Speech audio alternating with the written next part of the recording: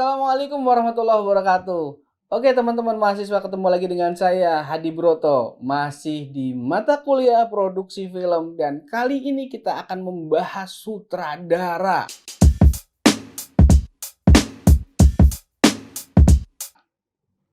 Keren banget ya kayaknya sutradara. Apa sih sutradara? Apa sih kerjanya sutradara? Kenapa sih dia bisa jadi sutradara? Oke, baik. Ada 3 tahapan dalam sebuah produksi. Dan ini pun harus dilalui oleh seorang sutradara. Yang pertama pastinya adalah tahap praproduksi. Oke, pada tahapan ini, seorang sutradara harus mampu menginterpretasikan naskah atau skenario. Sutradara harus bisa membayangkan visualisasi dari sebuah skenario yang sudah dibuat oleh seorang penulis naskah. Misalnya, katakanlah, ada sebuah contoh skenario yang berjudul Diana Saurus. Di dalam skenario tersebut diawali dengan fit in. Ada scene 1, eksterior, gambar jalanan kampung siang. Pemerannya di sana ada Diana, anak-anak kampung yang terdiri dari Pio, Rafli, Eki, dan Pandi. Di sana dijelaskan bahwa Diana berjalan sendiri sepulang sekolah, langkahnya terlihat agak malas. Tak jauh dari pandangannya, ia menjumpai anak-anak kampungnya sedang berkumpul di bawah pohon besar nan rindang. Jadi, sutradara harus bisa berpikir ketika ada penjelasan seperti itu, maka dia harus berpikir bahwa ada seorang anak yang sedang atau baru pulang sekolah berjalan sendiri. Seorang anak berjalan sendiri. Namanya Diana. Diana berarti cewek dong. Oke. Terus langkahnya terlihat agak malas. Kalau jalan agak malas itu seperti apa sih jalan agak malas itu? Apakah jalannya nunduk, jalannya ngadep ke atas, atau seperti apa? Terus tak jauh dari pandangannya, ia menjumpai anak-anak kampung sedang berkumpul di bawah pohon besar nan rindang. Dia melihat ke depan, di sana ada pohon rindang, ada pohon besar, terus kemudian ada anak-anak kampungnya. Anak-anak kampungnya berjumlah ada 4 orang. Ada Pio, Rafli, dan Eki. Sutradara harus berpikir ke arah sana.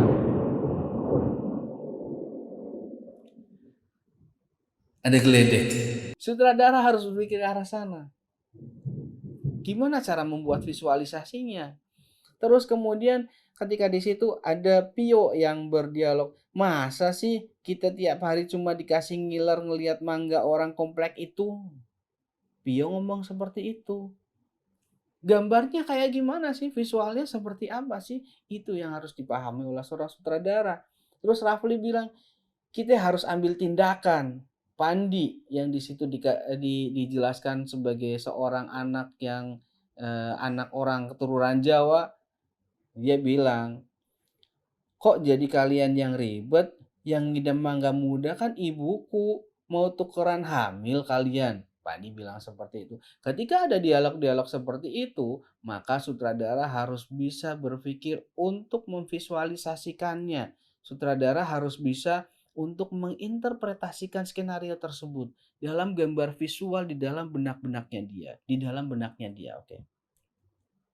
Oke, terus kemudian selanjutnya adalah 3 tahapan dalam produksi. Yang selanjutnya, bersama produser memilih kru yang akan terlibat dalam produksi, menentukan dan melakukan casting terhadap pemain utama dan pemain pendukung yang dibantu oleh asisten sutradara dan casting director.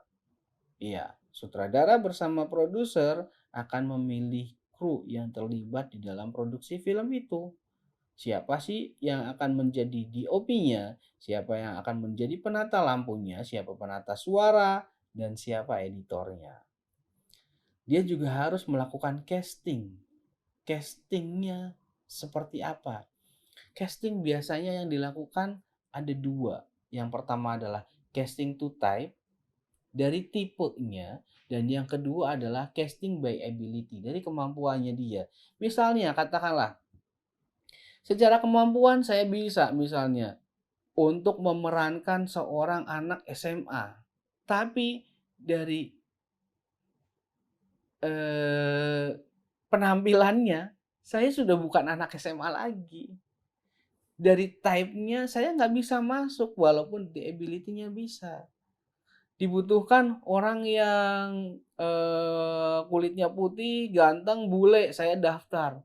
Karakter yang dibutuhkan seperti itu. Ya nggak bisa, walaupun ability-nya mampu, tapi secara type-nya nggak sesuai. Baik, casting yang biasanya dilakukan oleh seorang sutradara, biasanya itu. Terus kemudian yang selanjutnya adalah merumuskan metode latihan atau rehearsal. Ketika pemain sudah ditentukan, pemeran utamanya siapa, yang pemeran pendukungnya siapa saja, pemeran pembantu, terus dan lain-lain sudah ditentukan semuanya. Selanjutnya adalah harus melakukan reading dan juga rehearsal. Latihan membaca dan juga rehearsal dengan pemeranan. Oke, selanjutnya di tahapan yang selanjutnya ini adalah mencari atau mendapatkan lokasi syuting. Melaksanakan pencarian lokasi syuting dan menentukan lokasi yang akan digunakan untuk syuting berdasarkan diskusi dengan penata fotografi atau director of fotografi, terus penata artistik dan juga penata suara. Seorang sutradara harus bisa menentukan lokasi mana yang tepat, yang sesuai dengan look and mood dari film yang ingin dibuat. Look-nya seperti apa, mood-nya, rasanya seperti apa. Oke, yang harus dipikirkan juga adalah ketika misalnya ada satu gambar di sini, kita menentukan satu lokasi syuting tertentu, kita juga sutradara juga harus berpikir bahwa misalnya yang paling sederhana adalah arah utara dan selatan, timur dan barat. Kenapa? Ini akan mempengaruhi cahaya matahari ketika kita syuting di siang hari, terus kemudian ada pohon atau enggak, ada apa yang ada di sana, sehingga jika kita syuting menghadap utara, terus kemudian pemain juga akan berdialog menghadap utara atau berjalan menuju utara, matahari dari timur berarti ada di sebelah kanan, dia akan berpikir, "Di mana saya akan menempatkan lampu? Di mana saya membutuhkan lampu yang tambahan, artificial light-nya dari mana?" Misalnya kalau kita menggunakan, basic lighting, dengan key light, fill light, dan backlight, apakah saya cukup dengan menggunakan cahaya matahari sebagai key light-nya? Lokasi juga akan sangat penting terkait dengan teknis, terkait dengan tadi pencahayaan, terkait dengan pergerakan kamera, peralatan yang dibutuhkan apa. Kalau misalnya saya membutuhkan gambar dari atas, katakanlah gambar dari drone, itu akan terhalang atau enggak oleh pohon-pohon yang lain atau enggak? Keuntungannya seperti apa? Penerapannya seperti apa sesuai dengan skenario tersebut? Oke, terus kemudian selanjutnya adalah merumuskan dan menentukan director treatment, transkrip sutradara pada setiap scene yang ada di dalam skenario. Ini adalah contohnya. Misalnya di situ ada kalau misalnya kalau ini adalah untuk kampus biasanya diberikan aturan seperti ini ya. Teman-teman misalnya company profile production company, production house-nya apa ya kita sebut, kalau di sini berarti ya punyanya UP, terus kemudian titelnya apa, di situ misalnya adalah Ari, produsernya Cecep, direkturnya Doni. Nah, di situ sutradara harus bisa membedah yang pertama dalam satu scene kira-kira akan dibutuhkan berapa shot. Terus kemudian dibedah dulu, dari mulai pemerannya siapa, terus di dalam ruangan atau di luar ruangan, siang hari atau malam hari, lokasinya di mana, visualnya seperti apa, shot-nya seperti apa, shot size-nya, apakah kita mau ambil dari gambar close up, terus kemudian dari low angle misalnya, moving-nya gimana, oh mau tilt down, mau pan kanan, mau pan kiri, mau tracking atau seperti apa, deskripsinya seperti apa, penggambaran suasana sekolah, audionya bagaimana, ini juga yang menjadi catatan sutradara. Sutradara harus bisa membuat yang namanya director treatment. Karena dari director treatment nanti kru di bawahnya akan melihat, akan menjadi referensi bagi kru berikutnya untuk membuat lembar kerja yang lain. Walaupun pada kenyataannya seringkali juga memang di director treatment ini tidak hanya dibuat oleh seorang sutradara saja, tapi juga bisa dibantu oleh kru-kru yang lainnya. Yang pastinya misalnya adalah dari director fotografinya, terus kemudian penata suara, penata cahaya, dan yang lainnya. Oke. Selanjutnya adalah membuat ilustrasi pemain dan peletakan kamera dalam bentuk floor plan kamera. Floor plan denah kameranya seperti apa. Nah, ketika kita menempatkan orangnya di mana, terus kameranya di mana, posisi lampunya di mana, itu yang kita sebut dengan yang namanya floor plan. Selanjutnya adalah membuat storyboard. Storyboard contohnya seperti ini, ada penomorannya di sana, bisa dengan scene misalnya, ada scene-nya, ada shot-nya, terus videonya apa keterangannya. Misalnya adalah di situ suatu keluarga menemukan biji ajaib berupa tabungan tanda di padang gersang. Lokasinya di padang gersang. Visual gambarnya seperti itu, sound effect-nya apa? Sound effect-nya adalah suara deburan angin.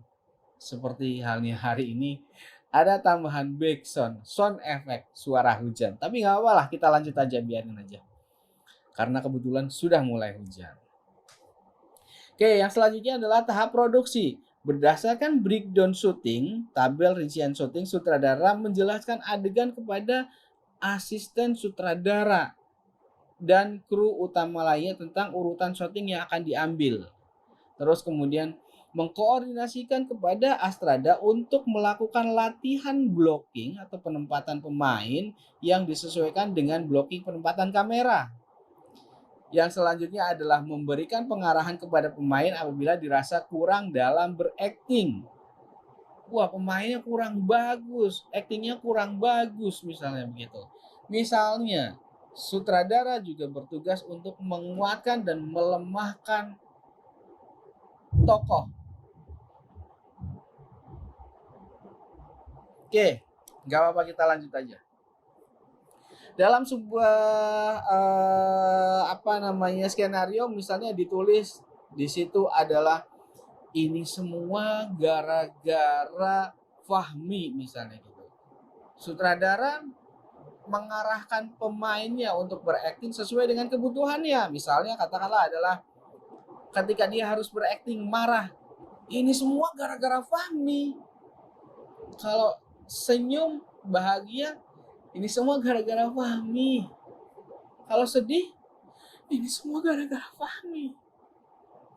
Terus kemudian kalau marah tadi udah ya, ini semua gara-gara Fahmi. Sutradara yang harus menentukan. Mulai kencang hujannya.